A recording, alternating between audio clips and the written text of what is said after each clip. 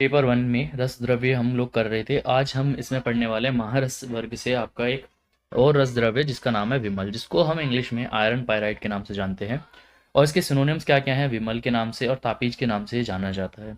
अगर हम इसका नेचर की बात करते हैं तो कैसा होता है? मैसिव क्यूबिक होता है, ठीक है। एक बहुत बड़ा क्यूब जैसा स्ट्रक्चर होता है, इस तरह से मिलता है इस क्यूबिक फॉर्म में, ठीक है। अगर हम इसके कलर की बात करते हैं तो इसका जो कलर कैसा होता है वो पेल ब्रास येलो कलर का देखने को मिलता है। क्लीवेज कैसे होते हैं इसमें? इनडिस्टिंक्ट होते हैं। और स्ट्रीक्स कैसी होते हैं? ग्रीन या ब्लैक कलर की स्ट्रीक्स आपको देखने को मिलती हैं। फ्रैक्चर कैसा होता है? अनइवन फ्रैक्चर्स होता है। और टेनिसिटी की बात करते हैं तो कैसा होता है? ब्रिटल होता है, ठीक है। लस्टर की बात करता हूँ तो कैसा होता है? मेटेलिक लस्टर है, इसमें आयरन प्रेजेंट है तो मेटेलिक लस्टर देखने को मिलता है। हार्डनेस इसकी कितनी होती है? 6 से 6.5। और जिस इसकी स्पेसिफिक ग्रेविटी होती है वो होती है 4.9 टू 5.2। प्राप्ति की बात करते हैं तो सामान्य रूप से क्या किसमें फॉर्म में मिलता है? सल्फाइड और या ऑक्साइड के साथ, क्वार्ट्ज वेन, सेडिमेंट्री रॉक और मेटामॉर्फिक रॉक के साथ में ये पाया जाता है, ठीक है। तो किसके साथ पाया जाता है? सेडिमेंट्री रॉक्स, मेटामॉर्फिक रॉक, ठीक है। अब हम बात करते हैं भेद के बारे में। तो इसके 3 टाइप बताए गए हैं, हेम विमल, तार विमल और कांस्य विमल। तो जो हेम विमल होता है वो कैसा होता है? कांस्य वर्ण का होता है, ठीक है। जो तार विमल होता है वो कैसा होता है? श्वेत वर्ण का होता है। और जो आपका हेम विमल है ये कैसा होता है? पित्त वर्ण का होता है।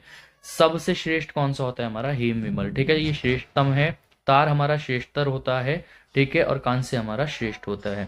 अब इसके ग्राह्य लक्षण, मतलब कौन सा हमें विमल लेना है अगर हम किसी तरीके का भी कोई मेडिसिन वगैरह प्रिपेयर कर रहे हैं तो कैसा होना चाहिए? गोल होना चाहिए, कोण युक्त होना चाहिए, फलक वाला होना चाहिए और स्निग्ध होना चाहिए, ठीक है। ऐसा विमल क्या होता है? वही विमल आप यूज़ कर सकते हो, ठीक है, किसी भी फॉर्मुलेशन बनाने के लिए। शोधन की बात किस तरह से करते हैं? देखिए, आपको पता है कोई भी हम द्रव्य लेते हैं तो उसका पहले शोधन किया जाता है।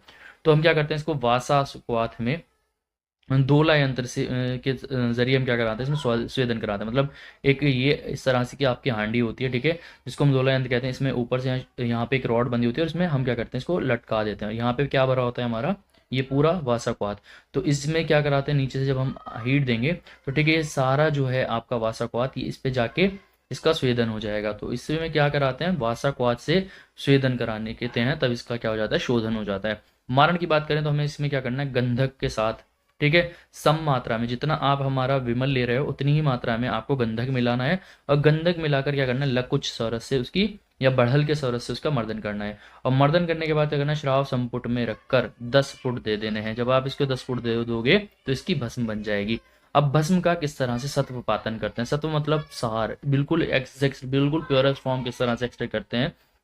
तो आप क्या करो? समभाग में टंकड़ लो, बोरेक्स लो, ठीक है, मेष रंगी, ये दोनों भस्म मिलाकर क्या करो? लकुच यानी कि बड़हल का सरस से क्या कर दो? इसका मर्दन कर दो।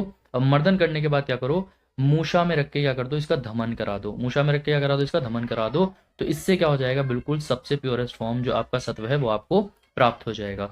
इसके बाद इसकी फॉर्मुलेशंस की बात करते हैं तो इसमें कुछ फॉर्मुलेशंस देखने को मिलती हैं, जैसे रसेश्वर पर्पटी, ठीक है, शीघ्र प्रभाव रस और विमल रसायन के नाम से इसके फॉर्मुलेशंस आपको मार्केट में देखने को मिल जाएंगे। तो ये एनसीएसएम के अकॉर्डिंग इतना ही आपसे पूछा गया था और इतना ही आपको याद करना है। ये था आज का लेक्चर जिसमें हमने अपना विमल के बारे में अच्छे से डिटेल में पढ़ा। नोट्स मुझे मेरे आपको टेलीग्राम के लिंक मैंने डिस्क्रिप्शन बॉक्स में दिया हुआ है, वहाँ से आपको मिल जाएंगे। आई होप आपको वीडियो पसंद आया होगा।